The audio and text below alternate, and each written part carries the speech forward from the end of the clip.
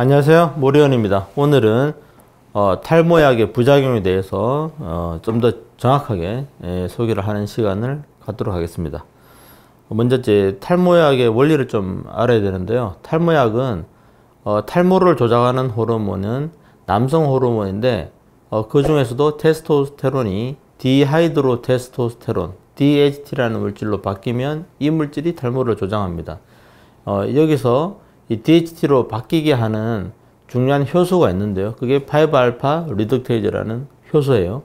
그러니까 5알파 리덕테이즈를 억제를 하면 DHT 호르몬이 생기지가 않겠죠. 그렇기 때문에 이제 탈모를 예방하는 효과가 있는데 억제를 하는 약이 크게 보면 두 종류가 있습니다. 여러분이 잘 아시는 대표적인 약이 프로페시아고 하나는 두타 스테라이드 성분으로 아부다트가 있겠습니다. 프로페시아는 그 성분 이름이 피나스테라이드고 아부다트는 두타 스테라이드인데 서로 약간 다릅니다.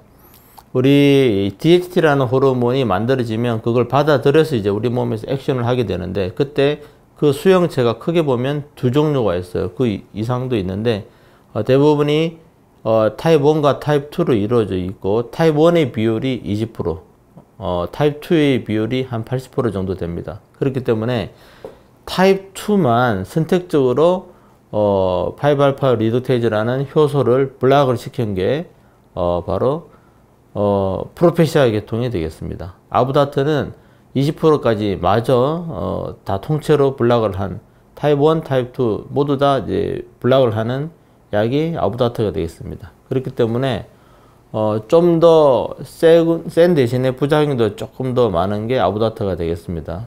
그래서 뭐 프로페시아만 드시든지 아부다트만 드시든지 이 두 개를 적절히 섞어서 뭐 일주일에 한 번, 두 번 또는 하루하루 퐁당퐁당 이렇게 번갈아서 먹는 여러 가지 방법도 사용하고 있습니다. 일단은 먼저 부작용은 가장 흔한 부작용이 제가 환자들이 오면 탈모약 부작용을 아주 짧게 쭉 읽어 드리는데 두통, 편두통, 관절통, 속력감퇴, 성기능감퇴, 간이 조금 나빠지는 거, 우울증 뭐 이 정도가 있습니다라고 설명을 드려요.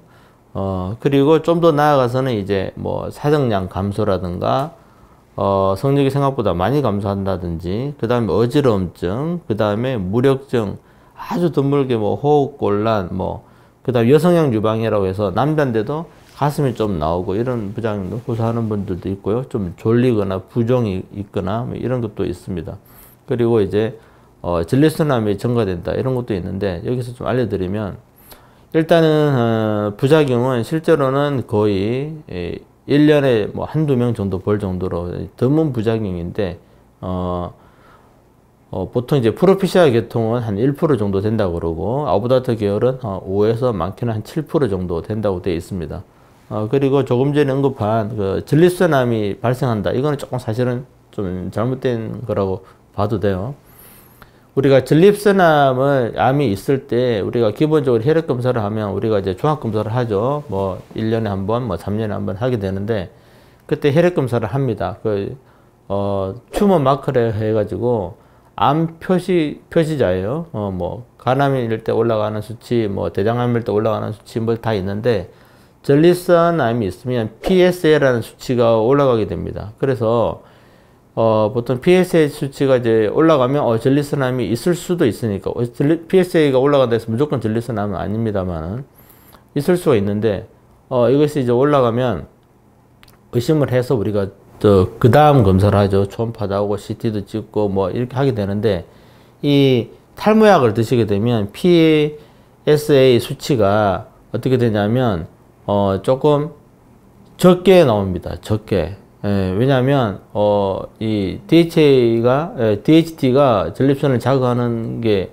있는데 이 DHT를 줄이니까 좀 적게 나올 수밖에 없죠.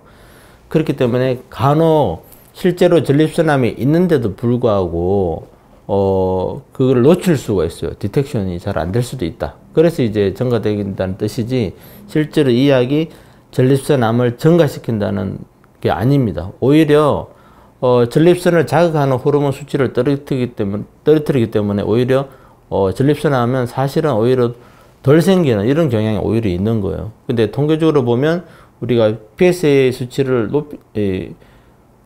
본의 아니게 수치가 좀 떨어질 수 있기 때문에 놓칠 수가 있는 이런 위험성이 있기 때문에 전립선 우리 검사를 받을 때 자기가 탈모약을 먹고 있는 사람들은 선생님에게 탈모약을 먹고 있어서 PSA 수치가 좀 떨어지지 않을까요? 이렇게 한번 여쭤보면 좀 더 정확하게 아마 설명을 좀 받을 수 있을 겁니다.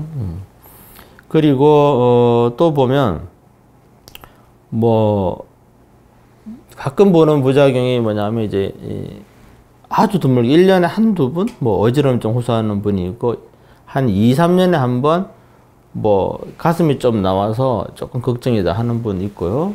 그 다음에 가끔은 사정량이 감소한다. 어저께 저녁에 이제 진료받은 분이 그냥 똑같은 약을 지금 한 2년째 드시고 있는데 갑자기 한 2달 전부터 사정량이 좀 감소했다.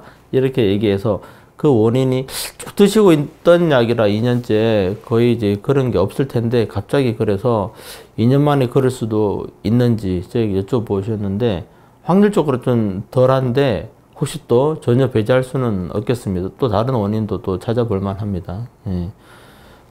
그리고 이제 뭐 두드러기 같은 거 이런 거는 뭐 사실은 탈모약 아니라도 그 약이 안 맞으면 얼마든지 생길 수 있는 그런 이제 그죠? 이제 알레르기처럼 생기는 거니까. 예. 그 외에 이제 뭐 가끔씩 뭐 고환 통증 이런 것도 생길 수 있는데 상당히 드문 겁니다. 그리고 이제 탈모약은 평균적으로 한 50세까지 이제 드시게 되어 있지만 의사의 판단에 따라서 얼마든지 환자랑 얘기를 해서 그 이후의 나이도 드셔도 효과를 제법 볼 수가 있다는 점을 말씀드리겠습니다. 감사합니다.